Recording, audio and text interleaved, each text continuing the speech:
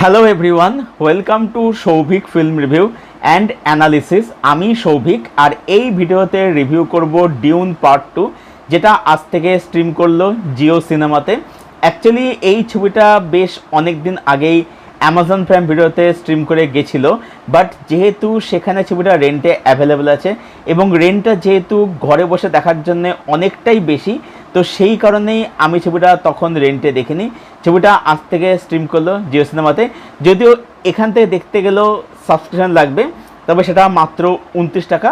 তো সেই কারণে আমি ছবিটা এখান থেকেই দেখলাম এবং দেখার পরে ছবিটাকে ঘিরে আমার কি ওপিনিয়ন তৈরি হলো, আমার কি এক্সপিরিয়েন্স হলো, সেটা তোমাদের সাথে ভিডিওতে শেয়ার করবো। So let's start.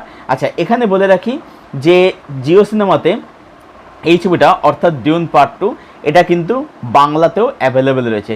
তো আমি ছবিটার অনেকটা পোর্শন বাংলাতেই দেখেছি এবং বলবো ডাবিং কোয়ালিটিটা কিন্তু বলবো যে খারাপ নয়, ডিসেন্ট ডাবিং। খামতি ডেফিনেটলি আছে, বাট তুমি চাইলে ছবিটা কিন্তু বাংলা ডাবিংও দেখতে অবশ্যই পারো। অ্যাকচুয়ালি আমি বাংলা ডাবিংয়ে দেখি এই কারণেই যে কারণ যেহেতু এখন বিদেশি কন্টেন্ট সেগুলো যেহেতু এখন প্রচুর পরিমাণে হিন্দিতে ডাব হচ্ছে এবং হিন্দি যে ডাবিং হলে যেহেতু মান অনেকটাই বেড়েছে অন্তত আগের তুলনায়, আগে দেখতে গেলে। তো এবং যেহেতু মানে একটা ডিমান্ড যে থাকে হিন্দি ডাবিংয়ে দেখা, যারা হয়তো ইংলিশে অতটা কমফোর্টেবল নয়, তো সেই জায়গায় দাঁড়িয়ে আমার সবসময় মনে হচ্ছে যে বাংলা ডাবিং কেন হয় না। যেমন এই যে কান্টারা বা হচ্ছে পুষ্পা পার্ট 2 আর কি, পুষ্পা দ্য রুল, এগুলো এই যে বাংলাতে ডাব করা হচ্ছে। তো আমার মনে হয় যে দেখো, ভালো হোক খারাপ হোক যাই হোক না কেন, আমার মনে হয় আগে অ্যাটলিস্ট দেখা উচিত এবং একটা ওপিনিয়ন দেওয়া উচিত। মানে আমি প্রথমে বাংলা ডাবিং করছি বাজেই হবে এইভাবে যদি প্রথমে রিজেক্ট যদি করে দিই, তাহলে তো কোনো মতামত তৈরি হবে না কোনো। আমার মতে আগে দেখা উচিত জিনিসটা, যে মানে কতটা ভালো হচ্ছে, কতটা খারাপ হচ্ছে, কতটা প্রোগ্রেস করছে, এটা দেখা উচিত। তারপরে মতামত দেওয়া উচিত তাকে। যেখানে আমি নিজে ঠিক করেছি যে আমি পুষ্পা পার্ট 2 বা কান্তারা, আমি এই ছবিগুলো আমি বাংলা ডাবিংয়ে আমি দেখবো। আমি দেখতে যে ডাবিংয়ের কাজ তারা কীরকম করেছে, কারণ হিন্দি ডাবিং আমরা জানি সেখানে কীরকম ডাবিং হয়, ডাবিংয়ের কোয়ালিটি আগের থেকে অনেকটা বেড়েছে এখন। তাছাড়া বিদেশি কন্টেন্ট তামিল, তেলেগু, মালায়ালাম বা কন্নড়, এমনকি মারাঠিতেও ডাব হচ্ছে। তো সেখানে বাংলাতে ডাবিং কেন হবে না আর কি, তাই না? তো এই কারণে আমি ছবিগুলো বাংলা ডাবিংয়েই দেখি আর কি বেশিরভাগ ক্ষেত্রেই। যেমন এর আগে জিও সিনেমা কুম্ফু পান্ডা, সেটাও কিন্তু বাংলা ডাবিং আছে, বলেছে ডাবিং কোয়ালিটি কিন্তু মন্দ নয়। হ্যাঁ, আমি বলতে পারফেক্ট হয়েছে কি ডাবিংটা কিন্তু খারাপ নাকি। যাই হোক, এবার সিনেমা খাওয়াতে আসি। তো দেখো, ডিউন এই যে ফ্র্যাঞ্চাইজিটা, যেটা টোটাল 7খানা পার্ট হওয়ার কথা রয়েছে, কথাবার্তা চলছে অন্তত সেরকমই শোনা যাচ্ছে, জানা যাচ্ছে। তো দেখো, ডিউনের যে গল্প, দেখো গল্প লেভেলে কিন্তু খুবই সিম্পল গল্প। মানে এরকম গল্প আমরা এর আগে অনেক দেখেছি, যে একটা শ্রেণী তারা শোষিত হচ্ছে, নিপীড়িত হচ্ছে, অত্যাচারিত হচ্ছে, আর একটা শ্রেণী যারা তাদের থেকে অনেক বেশি ক্ষমতাশালী, তারা তাদেরকে শোষণ করছে, অত্যাচার করছে। এবার এই যে শোষিত, নিপীড়িত বা অত্যাচারিত যে শ্রেণীটা, তাদের মধ্যে থেকে একজন কোনো মাসিহা উঠে আসছে, যেটা আমরা কেজিএফের রিসেন্ট টাইমে, যেটা আমরা 70s টাইমে অমিতাভ বচ্চনের সিনেমা দেখে এসেছি। তো এই টেমপ্লেটটা নতুন কিছু নয়। তো ডিউন নিয়ে এত চর্চা কেন, সেটা এবারে আমাদেরকে বুঝতে হবে। সেটা হচ্ছে যে প্রথম কথা, এর হচ্ছে ভিজুয়াল, যেটা এক কথায় ব্যাপক, অসাধারণ ভিজুয়াল। এই জিনিসটা আমি অ্যাভাটার দ্য ওয়ে অফ ওয়াটারের ক্ষেত্রে দেখেছিলাম, যে অ্যাভাটারের গল্প কিন্তু খুব সিম্পল, ঠিক আছে, কিন্তু যেহেতু ছবিটার ভিজুয়াল বা সেখানে যে আন্ডারওয়াটারের স্টান্ট, সেগুলো যেহেতু এতটাই মানে কি বলবো, মানে এত যে অসাধারণ ছিল, যে কারণে কী হয়েছিল সেখানে না, মানে আমরা কিন্তু গল্পতে ফোকাস একেবারে করিনি।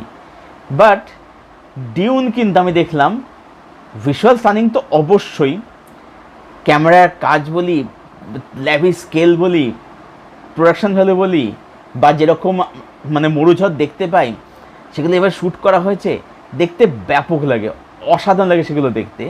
কিন্তু কোথাও গিয়ে কিন্তু এখানে মেকার্সরা আগেরবারের মতো, মানে ডিউন পার্ট 1 কথাই বলছি, আগেরবারের মতো ভিজুয়াল দিয়ে গল্পটা কিন্তু ঢেকে কিন্তু দেয়নি, বা সেই চেষ্টা কিন্তু করেনি।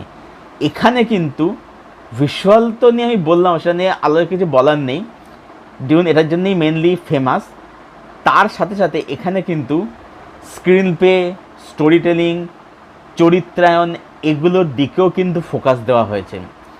এখানে দেখবে অনেক কিন্তু কনভারসেশন রয়েছে এবং ডায়লগগুলো কিন্তু বেশ ভালোই।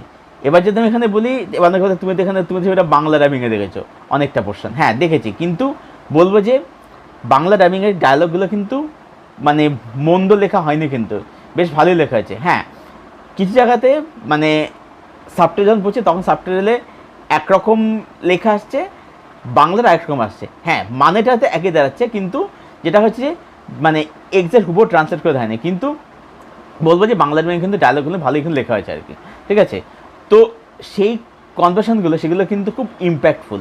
এখানে কিন্তু ড্রামার দিকে এবং ইমোশনের দিকে বা ক্যারেক্টারের যে জার্নি, তাদের যে কষ্ট, তাদের যে পেন, তাদের যে অসহায়তা, সেগুলো দিয়ে কিন্তু ফোকাস কিন্তু করা হয়েছে। তো সুতরাং এখানে কিন্তু ওই অ্যাভাটার দ্য ওয়ে অফ ওয়াটারের মতো ওই ভিজুয়াল দিয়ে বা ওই স্টানিং ভিজুয়াল দিয়ে কিন্তু গল্পটা কিন্তু ঢেকে দেওয়া কিন্তু হয়নি। যেখানে অ্যাভাটারের কিন্তু কখনোই কিন্তু গল্প নিয়ে কিন্তু চর্চা কিন্তু হয় না, ঠিক আছে, কারণ গল্প হলে খুবই সিম্পল একটা গল্প আর কি। এবং সবাই জানে যে ভরত দেব একজন national award winning film critic, তিনি কিন্তু আবার ছবিটা কিন্তু রীতিমতো মানে ধুয়ে দিয়েছিলেন একদম আর কি।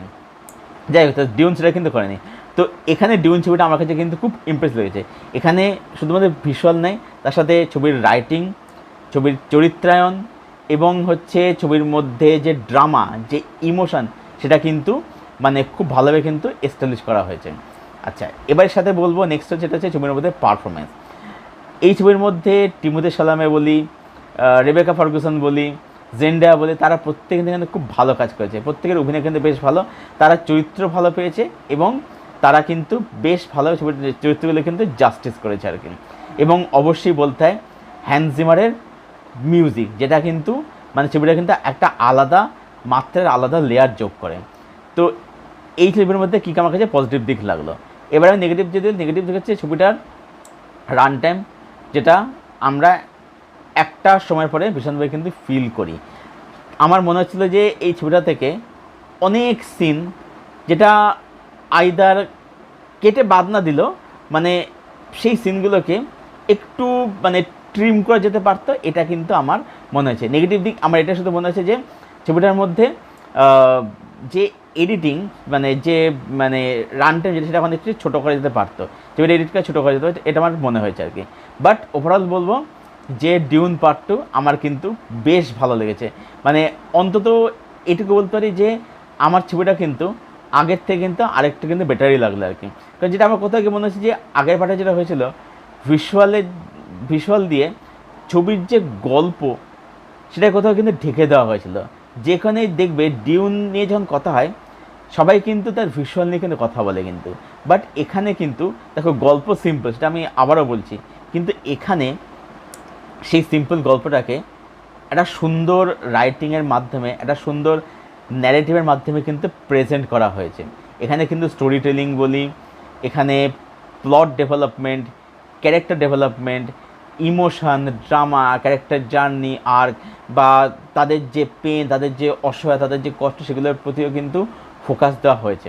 তাই সব মিলিয়ে ডিউন পার্ট 2 এই ফিল্মটাকে আমি দেবো 8.2 আউট অফ 10।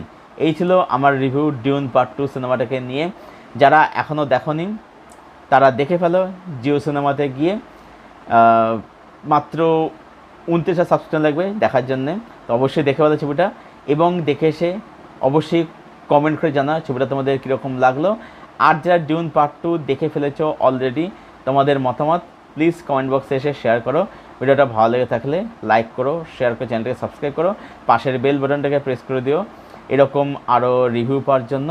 আর আমার সঙ্গে জুড়তে চাইলে আমার ফেসবুক লিঙ্ক দেওয়া থাকে নিচের ডেসক্রিপশন বক্সে, সেখান থেকে তোমরা আমার সঙ্গে জুড়তে পারো, সেখান থেকে ফ্রেন্ড হতে পারি। ভিডিওটা এখানেই শেষ করছি। Thank you for watching, thank you for support. দেখা হচ্ছে আবার তোমাদের সাথে পরের কোনো ভিডিওতে। Till then, tata.